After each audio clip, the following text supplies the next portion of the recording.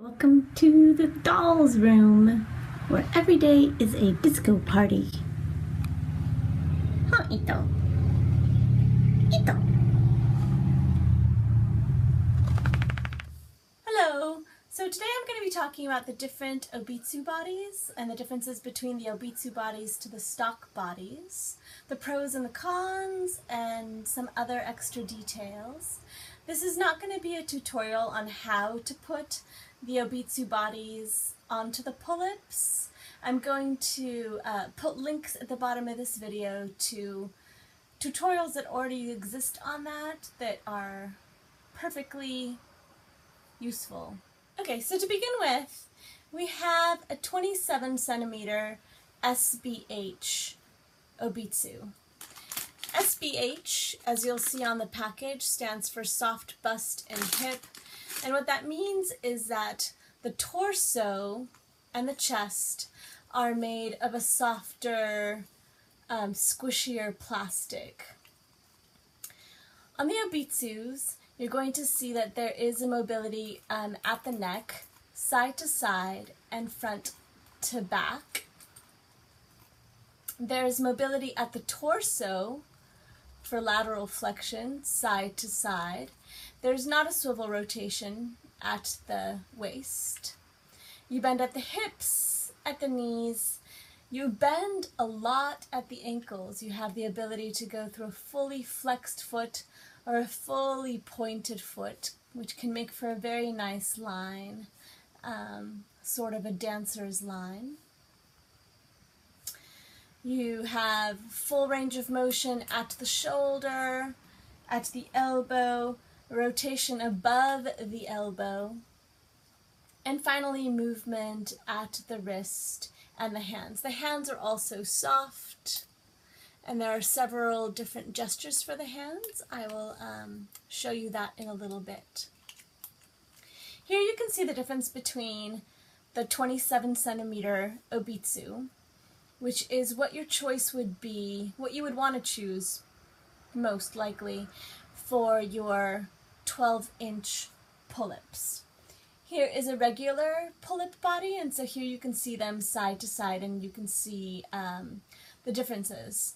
First of all, of course, there's going to be a difference at the neck peg. How to make the neck peg fit the Pullip, again, is going to be covered in the tutorials. Please see the links below. So many of the differences of the Obitsus are how posable they are. You will hear that again and again and again.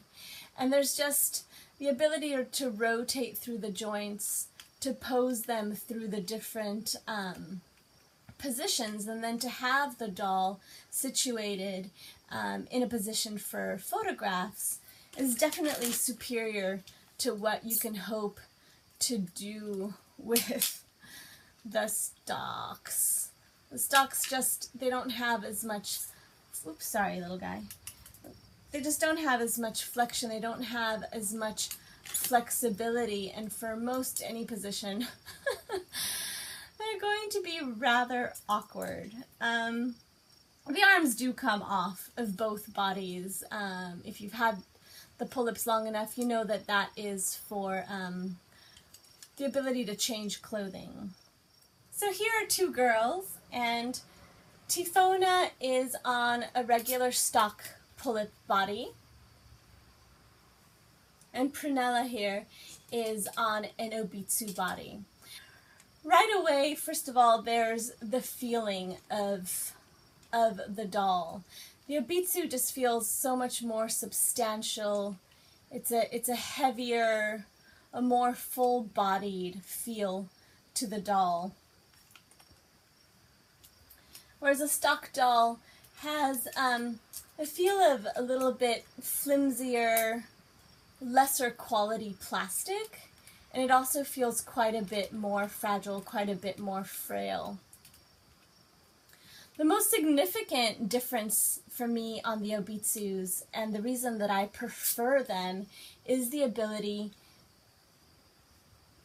to move at the chest and at the neck.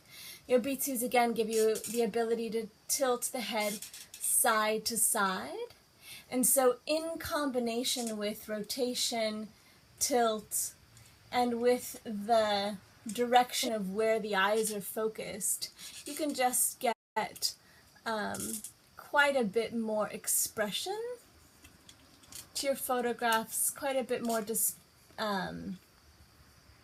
expression in the display. You'll see with the stock Pullip, you're basically on one level plane. You can rotate the head side to side. There's the tiniest nod, maybe forward or back, and then you can also rotate, obviously the eyes still, side to side. So the doll feels like it's in a back brace, just kind of stuck in this realm of movement, and the soft quality of really subtle expression is lost. At this point, I've changed all of my dolls from their original stock bodies onto the Obitsus. I just feel that these limbs are really fragile and super limited and quite stiff in their appearance. The waist also tends to swivel 360 with hardly any friction, and most of the knees buckle with very little effort. I would have liked 21 centimeter originally, except the 21 centimeter does not come in the soft torso, and I really like the malleability of the soft torso. It gives you, first of all, just a more endearing feel, so that when you're holding your doll, it doesn't feel like you're just holding hard plastic.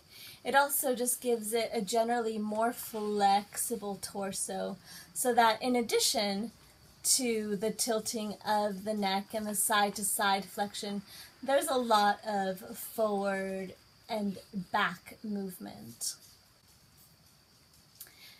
I feel that the 25 centimeter would be too tall for the dolls, unless you are going for a more teenager-like look. Even the 23 centimeter is really quite long, especially from the knee to the ankle, so that with shorter clothing, you do start to lose some of the childish appearance of the dolls, and they start to take on a more adolescent look, which is not entirely my preference. I like them for their childlike faces. They remind me of Blythes a little bit more, and that's what endears me to them. Rebodying the Yeolume, it sort of speaks for itself. The Yeolume stock bodies leave a lot to be desired. The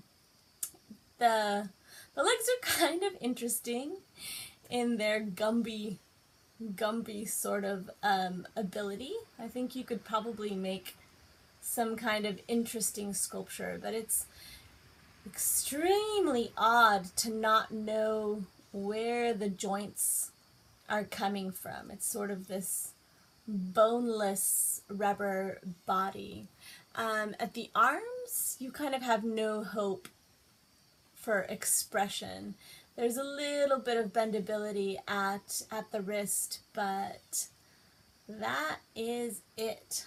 So I went ahead and changed my adorable little Yeolume, and I had a little bit of trouble. I first put her on a 23 centimeter, and it made her look a lot older than I wanted her to be looking, mostly because the limbs were just a little bit too long. So here I'm going to show you what she looks like. I have put her on what is considered a hybrid between the stock doll body and a 21 centimeter. Again, there's a tutorial for that below. Okay, so here you can see the shorter proportions of the 21 centimeter, and I just love this. It's a shorter elbow to wrist proportion, it's a shorter knee to ankle proportion, and it allows her to retain the look of a small child. It is eons superior over the stock Yeolume, so I'm just going to put that off to the side. But here I'm going to give you the side-by-side 23 and 21 centimeter. So the 21 centimeter does not give you the option of the soft bust and hip. It comes with a stiff neck, and you can keep that stiff neck, or you can change it out for the stiff neck of a stock dowel body. That's easy enough to do. So sadness, you lose the tilt of the neck. You're back to just the level plane rotation and level plane gaze of the eyes, but the torso has a lot of mobility at what become these brand new joints right at the top of the rib cage here, and at the pelvis. So you are able to give the doll a tilt and replicate some of that neck motion.